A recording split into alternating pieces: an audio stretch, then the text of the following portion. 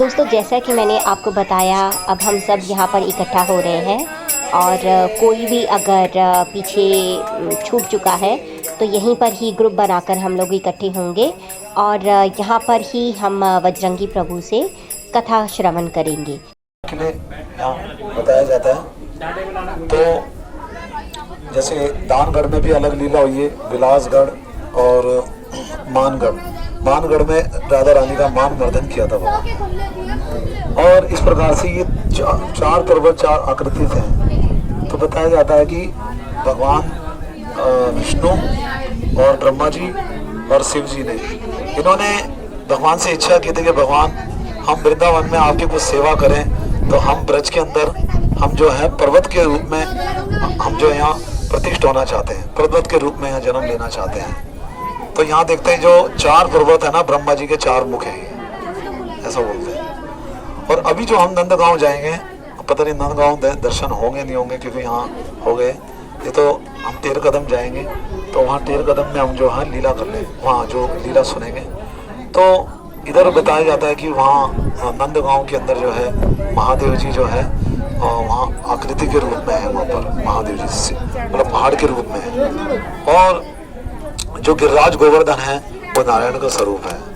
तो इस प्रकार से ये बरसाना जो धाम है ये राधा रानी का धाम है। जैसे गोकुल से छोड़ करके नंद बाबा कन्हैया इधर आ गए थे गोकुल से नंदगांव के अंदर, इसी प्रकार से बरसाना छोड़ करके विश्वभानु जी, राजा विश्वभानु जी जो है और कीर्तिदा वो बरसाना में आ गए थे। तो बरसाना में जो है राधा रानी का जो है ननियाल बोलते, वो मतलब यहाँ जो है राधा रानी की जो बाल लीला इत्यादि वो इस बरसाना में हुई थी।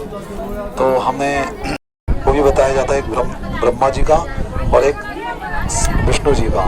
तो विष्णु जी का जो पर्वत का जो आकृति है वो बैंगनी कलर का है, ऐसा बताते हैं। और ब्रह्मा जी का जो है पर्वत का कलर जो है उसका है थोड़ा चमकीले कलर का है, पीले कलर का।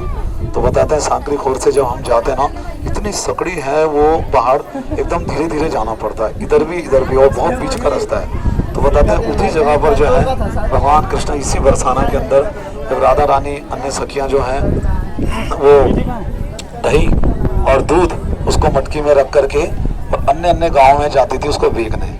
तो वो सांकरी खोर का जो रास्ता है वहाँ से निकलती थी। तो जब वहाँ से निकलती थी तो कृष्ण के इतने आवेश में थी, तो लोग को ये तो नहीं बोलती थी कि कोई दही लो और दूध लो, तो क्या बोलती थी, अरे कोई दामोदर लो, अरे कोई कृष्ण लो और केशव लो, इस तरह से वहाँ आवेश में हो जाती थी।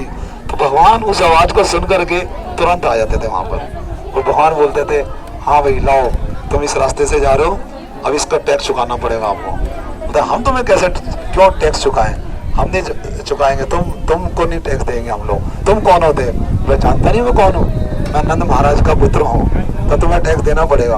तो नहीं देते तो फिर है ना ग्वाल वाला ना जो सखियों को धक्का मार देते हैं। तो फिर वो क्या करती हैं, वो भी उनको धक्का मार देते हैं। कुछ सखा जा करके पीछे से मटकी जो होती है ना उसमें छेद कर देते हैं, सारी जितनी भी सखियाँ जो लाई थी दूध दही इत्यादि, और अन्य सखा जो है कोक लगाकर उसको पीने लग जाते हैं। फिर उसके बाद जो है मधुमंगल और कृष्णा इत्यादि इत्यादि, तो ग्वाल वालों को जो है बहुत उधर जो है बहुत ही मजाक परिहास होता है। तो वो जगह इसी बरसाने के अंदर सांकरी खोर के अंदर हुई थी।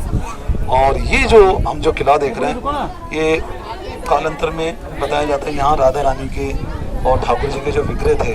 तो बताया जा राजा एक जयपुर के एक राजा थे, तो उन्होंने सोचा था कि भाई मैं उनके लिए एक ना नया मंदिर बनाऊं राधा कृष्ण के लिए एक यहाँ पर। तो वहाँ बताते हैं कि एक किला एक और है वहाँ पर, तो वो किला चला गया था पीछे। तो वहाँ बताते हैं वहाँ स्थापित करना चाहते थे और राजा ने बनवाया था 1600 सदी के अंदर।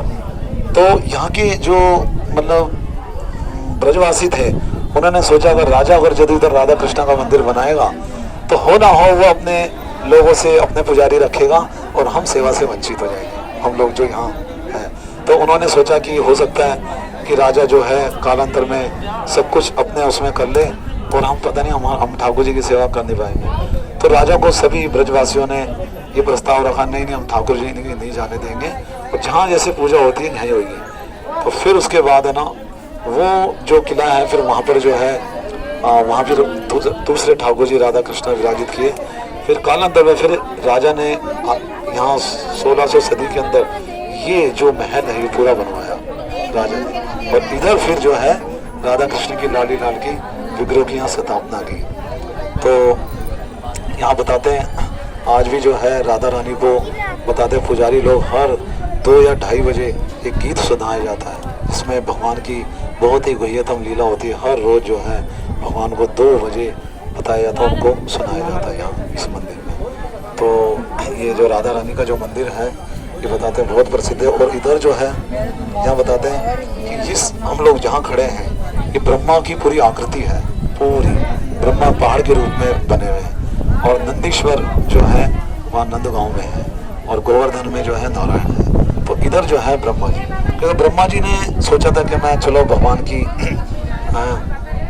भगवान का उनके प्रति मैंने अपराध किया था, तो उन्होंने सोचा कि प्रभु मुझे जन्म देना तो मुझे आपके धाम में देना।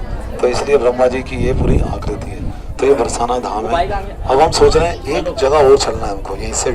तो दोस्तों उम्मीद है कि आपको ये कथा श्रवण करके बहुत अच्छा लगा होगा और आपकी राधा रानी के बारे में जानकारी और बड़ी होगी।